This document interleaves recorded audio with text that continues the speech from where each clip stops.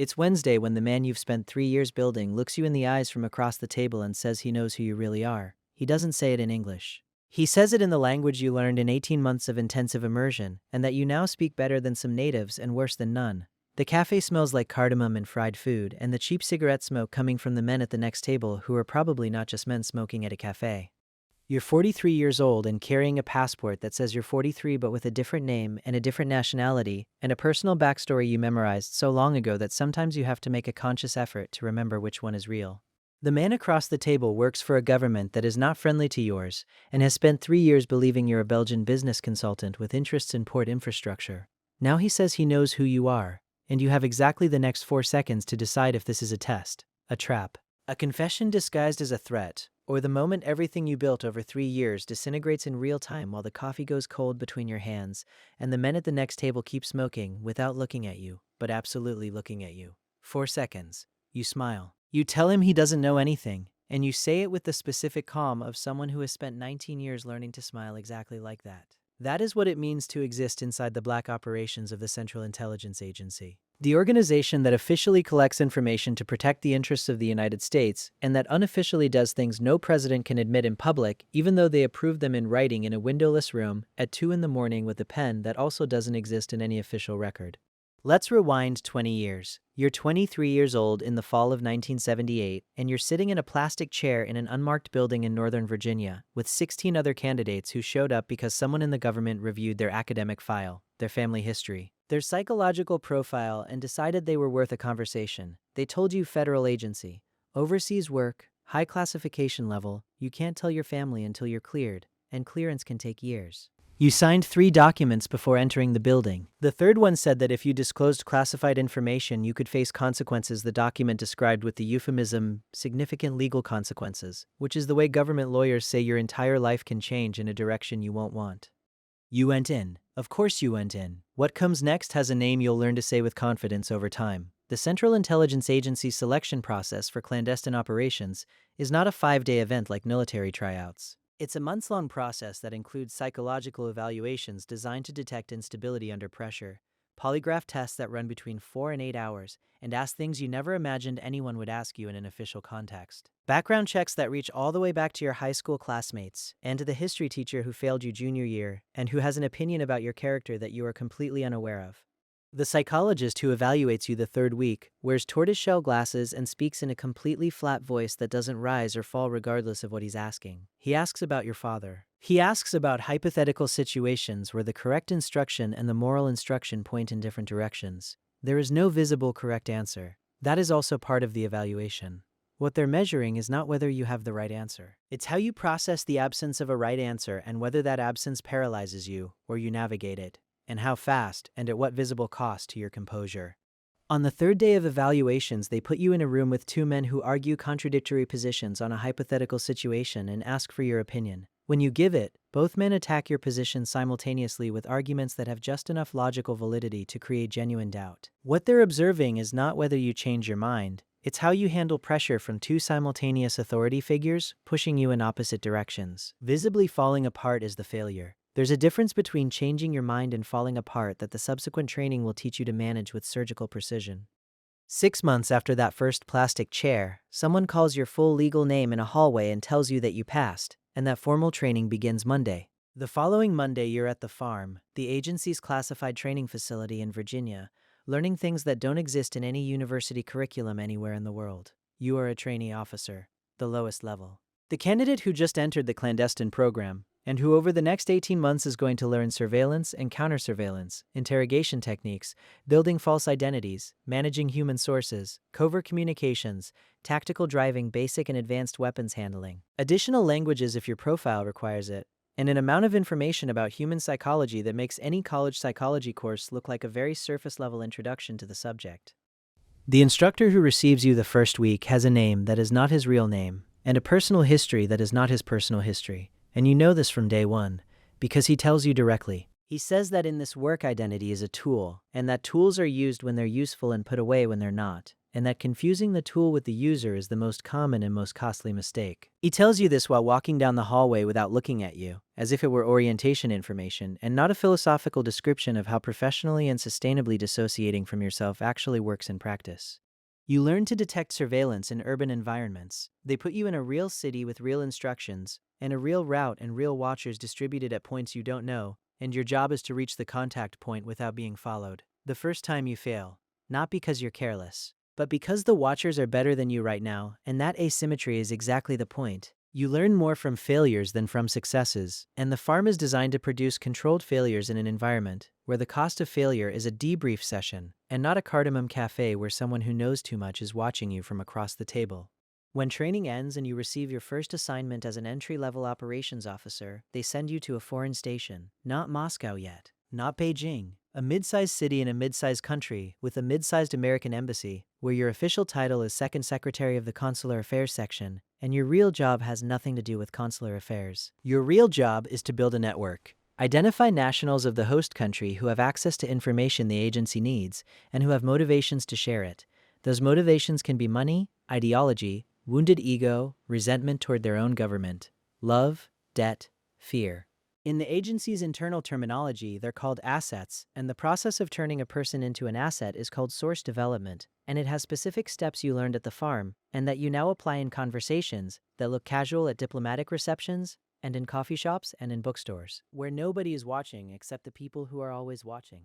The first source you develop is a mid-level official at the local foreign ministry who has access to internal communications the agency wants to read. You meet him at a French embassy reception. You talk to him for 20 minutes about soccer because the file you prepared on him indicates he's a fan of a specific team and that team lost an important match the previous week. The conversation is completely genuine on the surface. Underneath the surface, it's an initial assessment operation where you're measuring his ego, his institutional resentment, his approximate financial situation, and his willingness to maintain conversations outside official channels.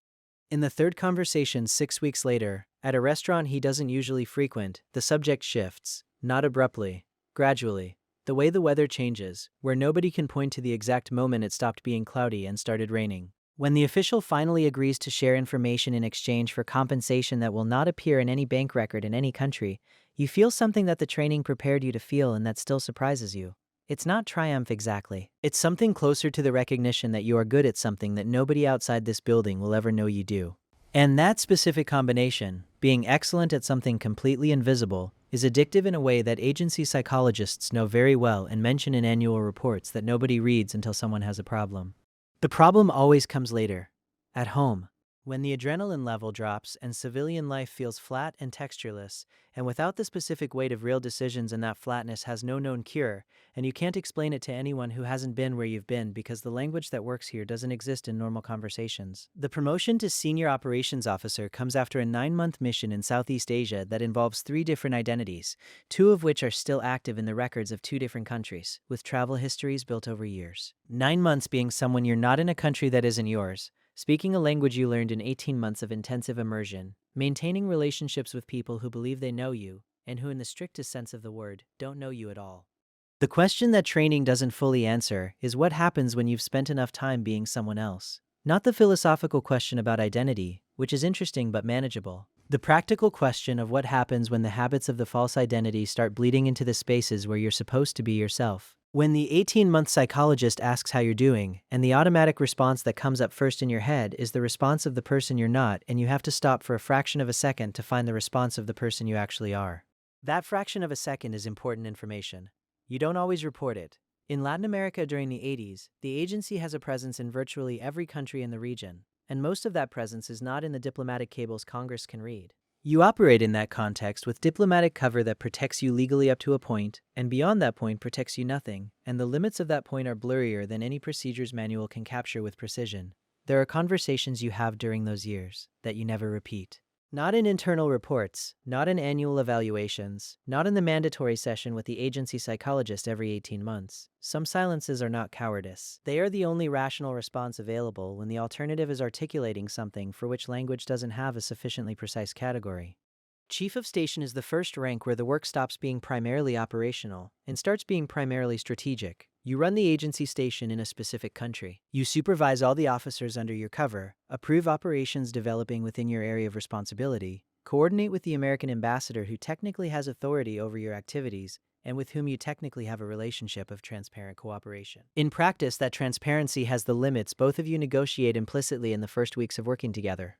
American ambassadors have different levels of interest in knowing exactly what the agency station is doing in their host country. Some want to know everything because they consider the information protects them. Others prefer a functional ignorance that allows them, when things get politically complicated, to honestly say they had no knowledge of the specific operational details. You learn to calibrate what type of ambassador you have before your first formal meeting, and to adjust your communications accordingly, which is a diplomatic phrase for describing the art of deciding which truths are useful at which moment, for which audience.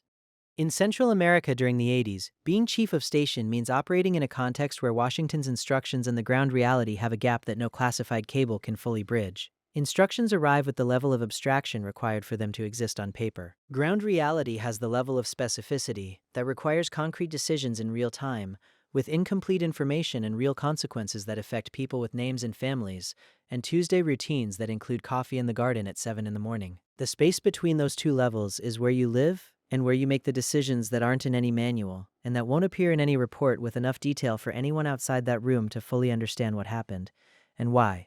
There is a specific operation you approve in your second year as chief of station that produces results Washington considers successful, and that produces other things Washington processes with the same euphemism the lawyers used in the third document: significant consequences. You sign the closing report. It goes to Langley with the red stamp. It stays classified for decades. The people who live the consequences in that Central American country don't have access to that file. They have the consequences and nothing else, which is another way of describing exactly the same situation, but from the other side of the distance between abstract instructions and specific ground reality.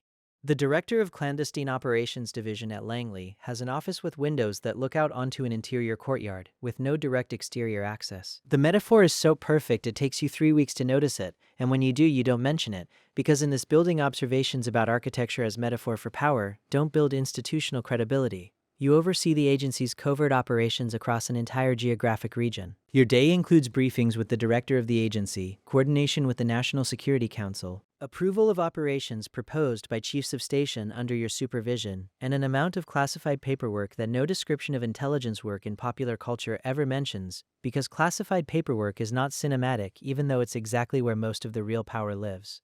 The 3 in the morning calls are real, not as a metaphor for work stress, but as a literal description of when they call when something gets complicated in a time zone 12 hours ahead of Virginia. You answer.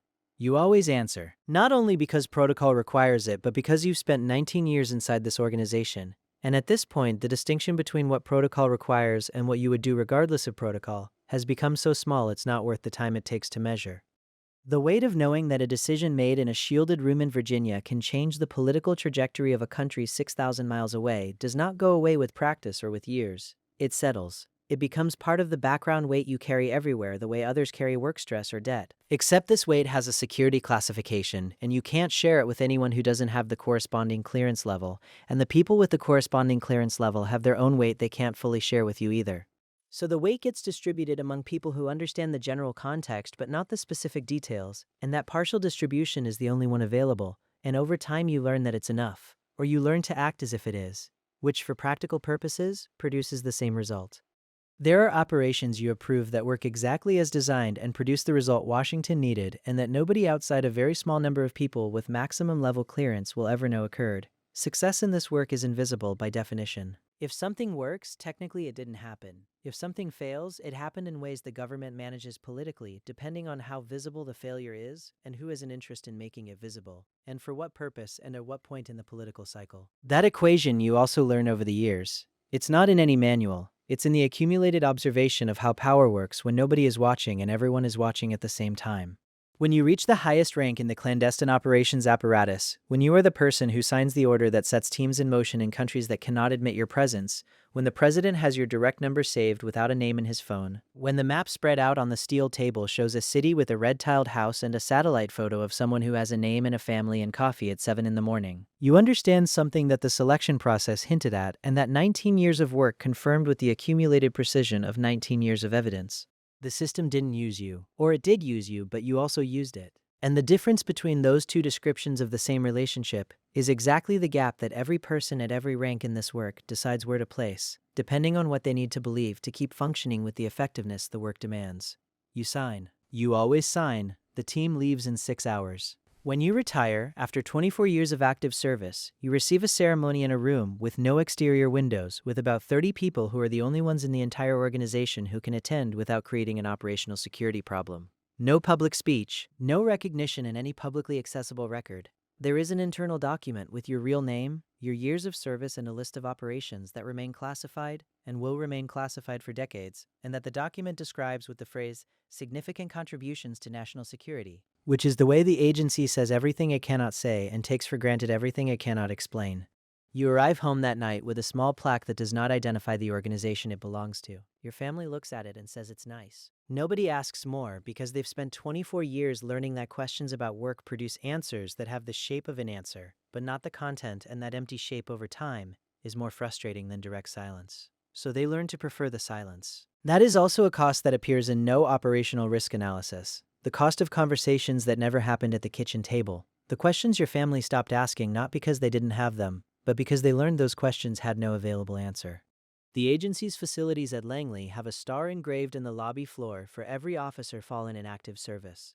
The stars have no names underneath them. Some have names in an honor book that sits in a display case next to the wall. Others have no name anywhere accessible to any eye that doesn't have the right clearance. The wall of stars keeps growing. Every year there is a ceremony. Every year new stars are added without the names that made them necessary. The system that decides some bodies are state resources and others are full-name citizens with public obituaries and families who can speak at an open ceremony does not disappear with administrations or with congressional investigations that produce reports that produce headlines. That produce outrage that cools in the news cycle and leaves everything running exactly the same but with updated procedures and revised terminology. It adapts, it renames departments, it incorporates new technology, and every year, in some unmarked building in Northern Virginia, there is a plastic chair with a 23-year-old candidate who just signed 3 documents without fully reading the third one, and who is about to discover that intelligence work looks nothing like any spy movie they've ever seen, and looks exactly like all of them in the details the movies never show.